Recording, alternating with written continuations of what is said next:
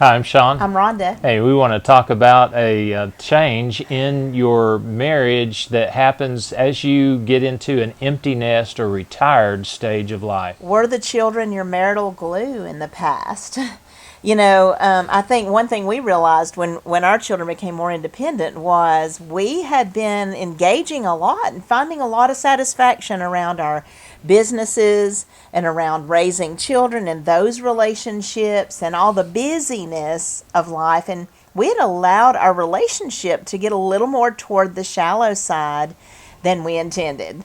Yeah, and our marriage can be wrapped around the busyness of life and not really so much focused on each other and depth in our marriage. Now all of a sudden it's like, well, who are you? And when we find that we have increasing time around each other, increasing time alone, we need to examine ourselves and take an inventory of ourselves and our spouse and our relationship. I may have let me slip and been so busy doing certain things for everybody else.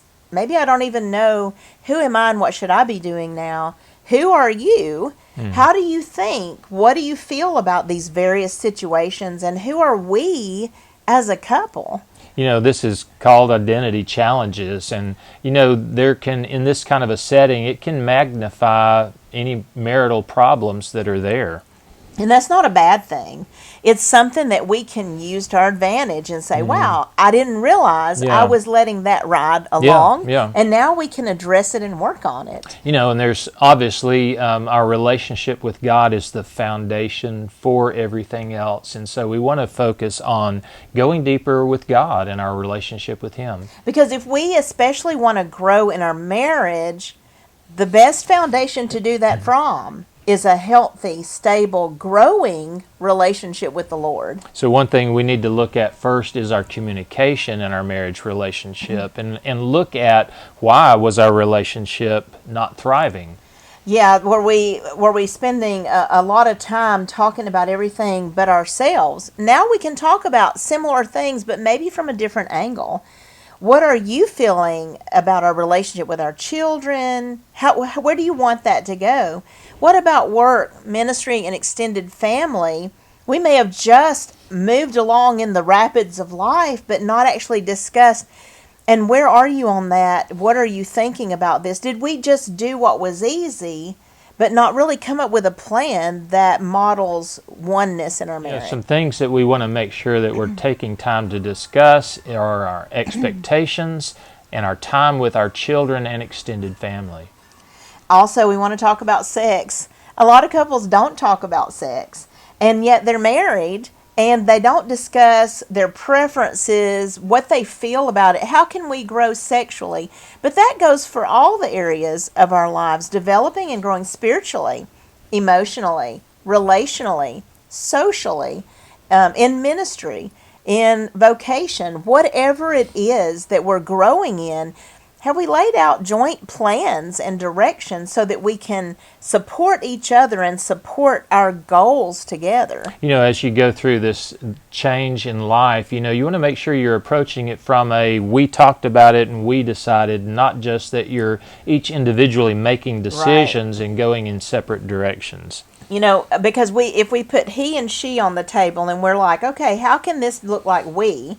Well, we may both agree we like his idea or her idea. At that point, it no longer is, we did what he wanted or we did what she wanted. No, if we both agree that's the one we like or some combination, we made a decision. And we would encourage you to always find we instead of one spouse or the other predominantly being the decision maker, where the marriage skews a little bit more toward a he or a she definition rather than a union. And so this is going to include making room for each of you growing in your interests and your hobbies and maybe ministry and things that you want to plan, new routines together. Right, thinking through how do we want the days to look so that our expectations are together. And instead of a clash on, well, I thought this and I knew you believed this. And it's like, well, if we talk it through, we get on the same page in the way we want to carry those things out. One thing we have to watch out for is that we're not just trading busyness and activity for intimacy. You know, the shoulder to shoulder time of doing these things together does make us feel close. It certainly establishes and strengthens the friendship layer.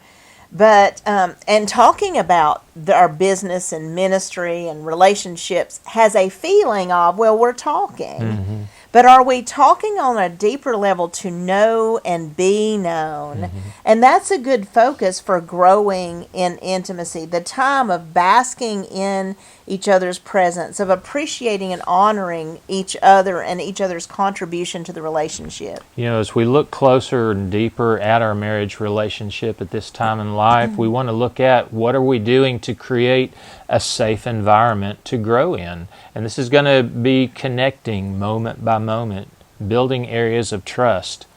You know, when we ignore the little bids for attention, and we don't respond when our spouse says something or asks for something, we can actually build distrust and cause a feeling of disconnect. So we want to be emotionally available. We want to respond sensitively. And these things have to do with asking, do you feel I am available to you? Do you like the way I respond? Or does it create a negative environment?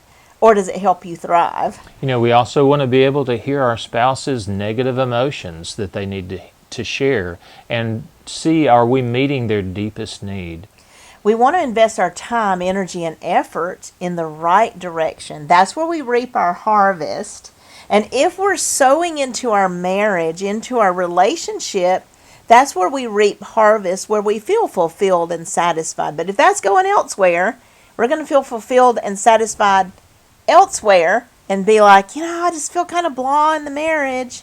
Well, I wonder why. Yeah. We need to pour into it. You know, looking at all of this is really not having a coasting through life mentality, but one of making a decision and making a plan and asking yourself something like, what does our relationship need to thrive?